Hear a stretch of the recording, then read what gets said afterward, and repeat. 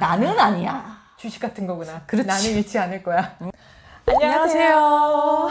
안녕하세요. 안녕하세요. 안녕하세요. 물류TV 그리고 세종사이버대학교 유통물류학과 학과장 백소라입니다. 여러분들 오늘 너무 궁금해하실 만한 내용을 준비했습니다. 특별한 게스트 한번 모셨습니다. 바로 강다현 교수님이십니다. 안녕하세요. 안녕하세요. 안녕하세요. 교수님 자기소개 좀 간단하게 부탁드릴게요. 네, 제가 항상 이 시간을 두려워합니다. 자기소개하고 하면. 저는 20년간 무역 현장에서 있었고요. 10년간 무역 업을 하면서 네. 또 무역 교육을 위해서 정진하고 있는 국제통상학 박사이면서 무역회사의 대표인 강다현입니다. 와, 안녕하세요. 아이고, 쑥스러워라. 와주셔서 감사해요. 감사합니다. 박사님은 그러면 무역업에서도 오래 종사하셨고, 그리고 또 공부도 많이 하셨어요. 그렇죠. 네. 무역업에서 얼마나 일하셨나요? 제가 고등학교 졸업하고부터 했으니까 네. 20년 넘게 했죠. 아, 그래요? 고등학교, 상업고등학교에서 네, 하시고, 네. 무역회사에 입사를 하신 건가 봐요. 바로는 아니었고 네, 한 1년 반 정도는 다른 일을 했었고 네. 그 이후에 무역회사에 입사를 해서 마지막 회사를 2009년도까지 다녔는데 퇴사하기 전까지 쭉 무역 일을 했었죠. 와, 그러면서 공부까지 하신 거예요? 공부는 언제 하신 거예요? 그거는 이제 회사를 다니면서 너무 이제 실무만 하다 보니까 네, 네. 이론이 많이 부족해서 네. 대학교 들어가고 또 대학원도 들어가고 해서 네, 네. 그것도 제가 꽤 오래 했죠. 10년 정도 공부한 것 같아요. 와, 그렇구나. 네. 그러면은 그 상업고, 비즈니스고에서 졸업하신 많은 분들한테 네. 꿈과 비전을 주실 수 있을 것 같다는 생각이 드네요. 제가 꿈이 있다면 네. 제가 나온 고등학교 네. 모교에 가서 네. 제가 어떻게 해서 지금 박사까지 되고 지금 제가 대학교에서도 강의를 하고 있거든요. 네, 네. 그래서 이렇게 대학 교수로서도 할 수 네. 있는지에 대해서 네. 얘기를 하고 싶다는 게 제 꿈이기도 하고요. 네. 그리고 노력하면 됩니다. 열심히 공부하고 그리고 한 길을 쭉 파시고 그거에 대해서 이제 확신을 갖고 진행하시면 아마 저처럼 되지 않을까 이런 생각이 듭니다. 와, 멋있어요, 박사님. 감사합니다. 나처럼 될 수 있다라고 얘기를 하셨는데 멋있어요, 정말. 저희 세종사이버대학교 유통물류학과에서도 특강 해주셨으면 좋겠어요. 감사합니다. 고맙습니다. 그 박사님, 오늘 주제가 뭔가요? 오늘은 무역 사기에 대해서 좀 말씀을 드리고 싶어서 네, 나왔습니다. 무역 사기. 자, 여러분들 알면서도 당하는 무역 사기. 이번에는 괜찮겠지라고 생각한다면 큰 오산입니다. 이번에는 안 당하겠지라고 생각해도 역시 오산이고요. 그렇게 생각하시면 절대 안 됩니다. 절대 안 되죠. 누구라도 언제라도 네. 당할 수 있는 게 무역 사기고요. 저 또한 많은 케이스가 있고 그리고 무역하시는 분들 대부분은 모두 다 당하지 않으셨을까 한 번 이상은 그렇게 그래요? 생각이 들어요. 마치 이 보이스피싱 같은 그런 느낌인데요? 당연하죠. 알면서도 당하는. 진짜요? 네. 무섭습니다. 그러면은 그 어떤 무역 사기가 있는지가 궁금한데요. 좀 네. 알려주세요. 대표적으로 두 가지를 볼 수가 있는데 이제 결제하고 선적이라고 보실 수가 있습니다. 네. 그리고 이거를 또 세분화하면 네. 결제 이외에도 금품, 불법 체류, 또 서류 위조가 굉장히 많고요. 네. 그리고 선적 불량, 이메일 사기 등 이런 네. 것들이라고 보실 수가 있어요. 되게 다양하게 많네요. 그렇죠. 세분화시키면 꽤 많지요.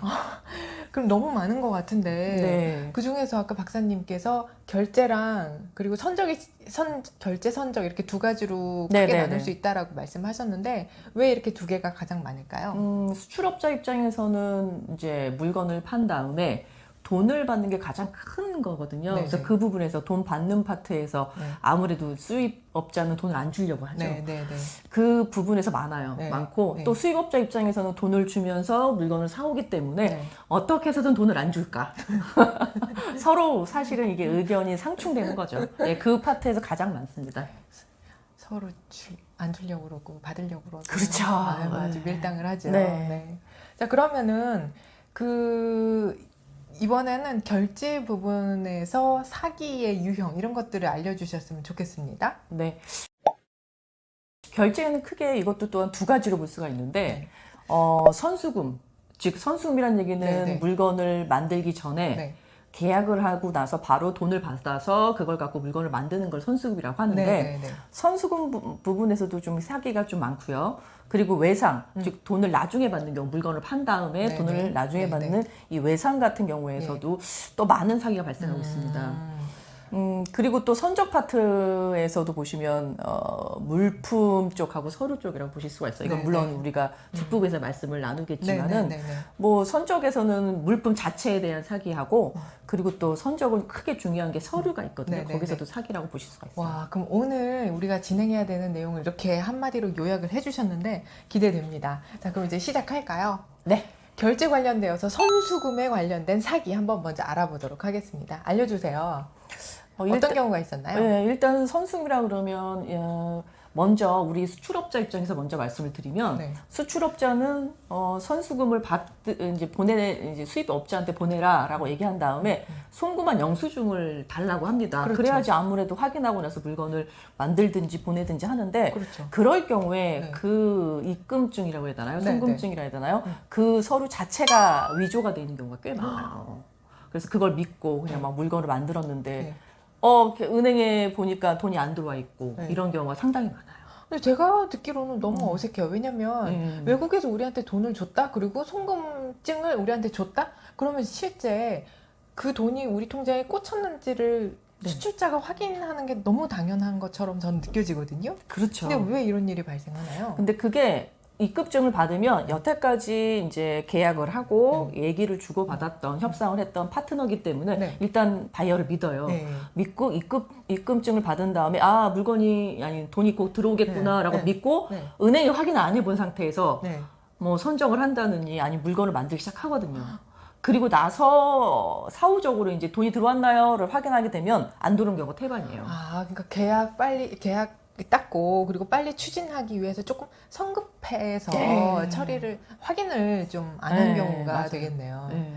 이번에는 이제 외상에 관련된 결제 사기건도 좀 알려주시면 좋겠습니다. 예, 외상도 상당히 많아요. 그러니까 네. 수출업자 입장에서는 네. 아무래도 선수금이라고 하는 돈을 먼저 받고 진행하는 걸 선호하죠. 그럼요. 안전면에서. 그렇죠. 예.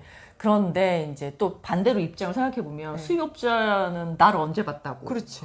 이거 돈을 뭐 100%든 몇 프로는 더 주겠습니까? 그래서 네, 외상으로 네. 진행하지 않은 경우도 있고 네, 네, 네. 아무래도 수입업자가 갑인 유체가 훨씬 더 많아요. 그렇죠. 그러다 보니까 외상으로 뭐 진행합시다 그러면 어. 그 오더를 받기 위해서 외상으로 진행하는 경우가 상당히 많거든요. 아무튼 수출자는 물건을 팔긴 해야 되니까요. 그렇죠. 예. 네. 그래서 진행을 했는데 나중에 선정을 한 다음에 배는 붕붕붕 떠가고 있죠. 네. 그래서 돈 줘라고 했는데 갑자기 연락을 안 받아요. 네. 혹은 나중에 줄게 계속 미루고 네, 네. 이런 경우들이 생겨요. 안타깝죠. 네. 예, 그래서 이러면 그냥 외상으로 안겼을 때는 그냥 돈이 날아가죠. 물건도 날아가고. 여기서 질문이 있는데 첫 거래인데 외상하는 경우에는 거의 없을 거라고 생각하는데요. 예. 거의 없습니다. 어떠세요? 예, 거의 없고요. 이렇게 하는 경우 같은 경우에는 이런 네. 경우가 많아요. 네. 이제 대부분은 만약에 외상으로 진행한다 그러면 이제 사장님하고 사원일 때하고 약간 좀 입장이 달라진다고 그러겠죠. 말씀드릴 수 있어요. 이제 사장님 같은 경우에는 하지 말자. 네. 근데 사원 입장에서는 자기의 또 수출 실적이 있으니까 해야 될 수도 있고. 네, 네. 그래서 제가 항상 말씀드려요. 네. 사원들한테 강의할 땐 사장님 말을 따르세요. 네. 라고 얘기하는데 첫 거래에서 외상으로 하자 그러면 전 항상 이렇게 얘기하죠. 외상으로 하지 마십시오. 라고 네, 얘기하고요. 네. 근데 이제 외상으로 하는 경우가 특별한 경우가 이제 세계적으로 유명한 기업들 있죠. 어느 기업이랑 말을 안 할게요. 네. 뭐 A 기업, B 기업 네. 이렇게 나오는데 네. 그런 기업들은 대부분 우리가 이렇게 얘기해요. 외상으로 까는 기간이 길다. 네. 30일, 60일 대부분 뭐 석 달 후에 돈 받는 경우가 상당히 네, 많아요. 네, 네, 네. 그러면 이제 선택을 해야 돼요. 네, 네. 석 달 후에 내가 돈을 받아야 되는데 그 기업하고 거래를 하려면 외상을 3개월께 알아야 돼요. 네. 그럼 3개월 동안 내가 돈 못 받지만 물건을 만들어서 팔아야 되잖아요. 그렇지만 나는 그 기업하고 거래를 하고 싶어요. 그럼 어쩔 수 없이 하게 돼요. 이런 거 다 따져보고 충분히 이해됩니다. 예, 융통을 좀 할 수 있다 그러면 할 네, 수밖에 네, 없죠. 네, 네, 네. 어쩔 수 없는 현실적으로. 혹시 박사님도 이런 똑같은 상황으로 사기를 당한 적 있으세요? 저는 사기를 당할 뻔한 적은 있는데 네. 다행이라고 해야 되나요? 네. 그 회사랑 거래를 하고 30% 선수금을 받았는데 네, 네. 그때 30%가 참 1,000만 원 정도 됐을 거예요. 그러니까 나머지가 남았잖아요. 네, 네. 나머지 남은 상태에서 제가 이제 무역 대행을 할 때였어요. 네, 네. 대행을 할 때인데 그 처음에 수출 계약을 하고 수입 계약을 연결해 주는 일이고 제가 중간에 핸들링을 하는 업체였는데 30% 받은 다음에 이제 일이 좀 어긋나서 사실은 그 대행해 준 업체랑 제가 이제 더 이상 대행을 안 하게 됐거든요. 네. 그래서 실질적으로 제가 손해를 본 건 아니고 그 업체에서 거래가 끊겼어요. 그래서 70%를 날린 적이 한 번 있었죠.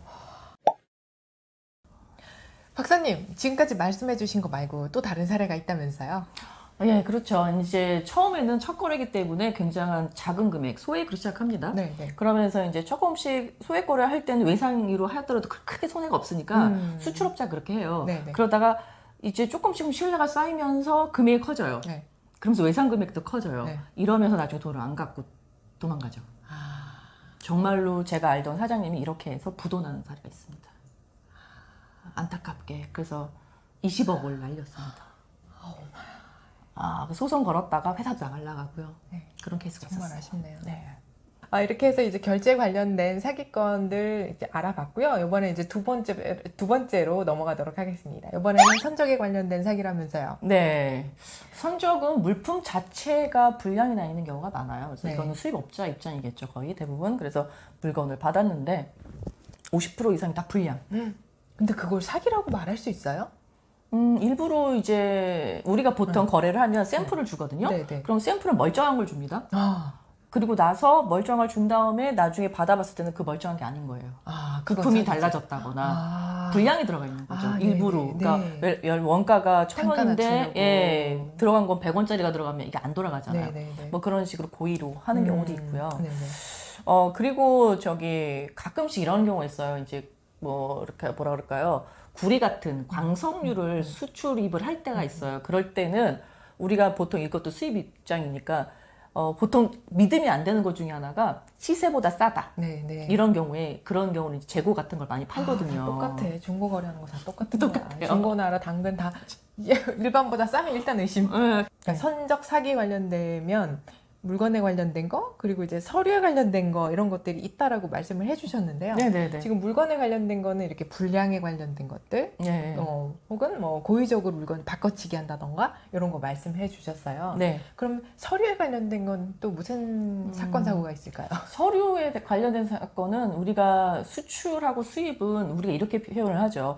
예를 들어서 한국하고 미국하고 거래한다. 그럼 한국에서 미국까지 물건이 가야 되잖아요. 네. 그러면 받는 쪽에서는 A란 배에 태웠어요 했을 경우에 말로만 하면 안 되니까 네, 네. 서류라는 걸 반드시 주게 돼 있어요. 네, 수출업자가 네, 네. 수입업자한테. 그러면 서류를 반드시 주게 돼 있는데 네, 네. 그 서류가 위조가 돼 있는 경우가 있어요. 그러면 받는 수입업자 입장에서는 수출업자가 만들어 놓은 서류 갖고 이제 한국에서 유통을 해야 되는데 일단 수입할 때 통관이라는 걸 거쳐서 들어와야 되는데 네, 네, 세관에서 네, 네. 그럴 때 제시한 서류가 위조가 돼 있는 경우가 있어요. 수출업자가 준 서류 자체가 위조가 돼 있어요. 뭐 인증서가 잘못돼 있다든지 뭐 이런 것들 이게 돼 있으면 국내로 들어올 수가 없는 거죠. 그러면 바로 우리나라에 있는 세관에서 거절을 해버려요. 그러면 못 들어와요. 반송이나 폐기 처분이 돼야 되니까 거기에서 손해가 엄청나죠. 그 물건값에다가 운송비에다가 또 그거 반품 처리 비용. 반품이나 혹은 그거를 한국에서 처리를 해야 될 네. 텐데 그래서 그런 반품을 하게 비용까지. 되면 운송비가 2배로 드니까 그렇죠. 그러면 대부분 어쩔 수 없이 폐기 수순으로 가죠. 그렇죠. 포기하는 걸로. 네, 네. 아깝죠. 박사님, 그 이 무역 사기 집단은 워낙에 전문가 집단이라 되게 융합적으로 사기를 치는 경우도 있다고 하셨는데요. 그렇죠. 예를 들어 제가 물건을 산다. 네. 그러면 파는 쪽에서 네. 이제 온라인 마케팅 같은 거 네. 하시는 그런 사이트, BTV 플랫폼도 있고 이럴 수 네네. 있어요. 그러면 네. 제가 물건을 사겠습니다. 네네. 라고 얘기하잖아요. 네. 그러면 거기서 이렇게 얘기해요. 네. 물건을 팔 거예요? 그러면서 자기가 물류회사를 지정해줘요. 네. 뭐 여길 통해서 물건이 갈 거예요. 아. 라고 지정을 해줘요. 네. 그러면서 그러니까 여기다가 돈을 주세요. 그럼 그 물류회사는 외국에 있는 물류회사인가 보죠? 그 외국 현지. 현지에 있을 수도 있고 한국하고 조인돼 있다라고 얘기할 수도 있고 네네네. 그거는 이제 케이스 바이 케이스라서 그러면 그래요? 그러면 이렇게 얘기하죠. 물건을 먼저 준다 그러겠어요? 돈을 먼저 달라 그러겠어요? 물건을 당연히 먼저 달라고 그래야지 우리는 수입자는. 그렇죠. 근데 그쪽에서 그렇게 얘기 안 해요. 그럼 돈을 먼저 그리고 특히 코로나 있었잖아요. 네네. 그래서 물류 시장이 조금 복잡했었잖아요. 비쌌죠. 예, 그래서 먼저 걸어야 된다. 물건을 태우려면 예. 먼저 돈을 예. 찔러줘야 된다. 찔러줘야 된다. 네. 뭐 이런 식으로 얘기해요. 네. 돈을 줘요. 없어져요. 너무 쉽게 돈 번다. 없어져요. 와, 진짜 전문가가 맞나 봐요. 그런 사이가 꽤 있었습니다. 아, 참 또 슬픈 이야기. 네. 그래서 뭐 이런 것도 있고요. 막 그리고 가끔 초청장을 받으려면 아니 반대구나. 비자를 받으려면 초청장이 필요하니까 뭐 이렇게 해달라는 경우도 있는데 가끔 여러분들 오해하시는 경우가 있는데 우리나라 오기 힘듭니다. 아, 외국 사람이 우리나라 네네네. 비자 신혼국이라고 얘기 받기니까. 말씀드릴게요. 네. 네, 선진국 말고 네. 신혼국 같은 경우에는 우리나라 오기 힘들어요. 비자가 안 나오는 경우가 많아요. 비자 받기가 힘들다. 예, 네네. 그런 데서는 우리나라 사람이 초청장을 보내면 비자가 잘 나오거든요. 아, 무역을 근거로 해서 초청장을 보내달라고 그렇게 예. 어필하나 보죠? 네, 그렇죠. 그래서 그럴 때 이제 보내게 되면 여러분들 이름이 같이 들어갑니다. 네. 같이 들어가고 그게 그냥 보내는 게 아니라 법무법인에서 공증을 받습니다. 네. 그래서 보내 들어가면 영문으로 나가거든요. 네. 나중에 와서 불법 체류자가 돼버리고 도망가는 경우 있으면 나중에 여러분들이 문제가 생깁니다. 무역할 때. 알겠습니다. 정말 기상천외한 기법들을 사용하네요. 그렇죠. 네. 이거 말고도 너무 많은 사건, 사고가 있을 것 같은데, 네네. 뭐, 이러한 다양한 사고를 예방하기 위해서, 사기를 예방하기 위해서 어떤 솔루션을 주실 수 있을까요? 일반적으로 제가 무역을 할 때 네. 많이 말씀드리는 게 반드시 계약하기 전에 네. 신용조사를 꼭 해라. 신용조사는 어떻게 하는 건가요?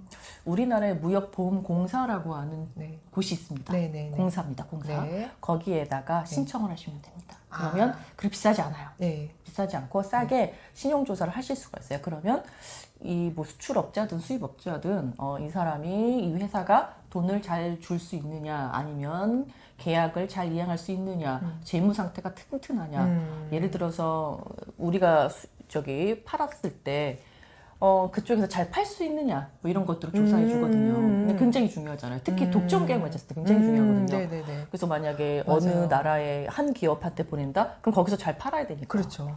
그래서 그런 것들을 무역 보험공사를 통해서 하시면 되고요. 네.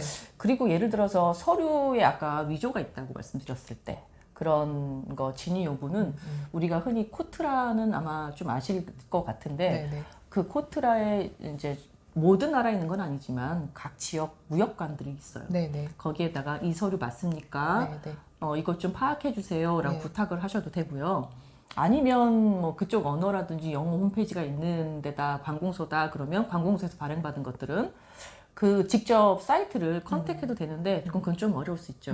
그래서 우리나라 기관을 통해서 이렇게 의뢰하시는 게 훨씬 더 좋을 것 같고 그리고 제가 알기로 무역협회 같은 데에서도 지부가 있을 거예요. 네네네. 그럼 거기에서도 이렇게 하실 수가 있습니다. 알겠습니다. 박사님. 오늘 이 영상 통해서 박사님한테 이 다양한 무역 사기 기법을 배운 것 같습니다. 배우시면 안 됩니다. 오늘 이렇게 사기 사건 알려주셔서 너무 감사하고요.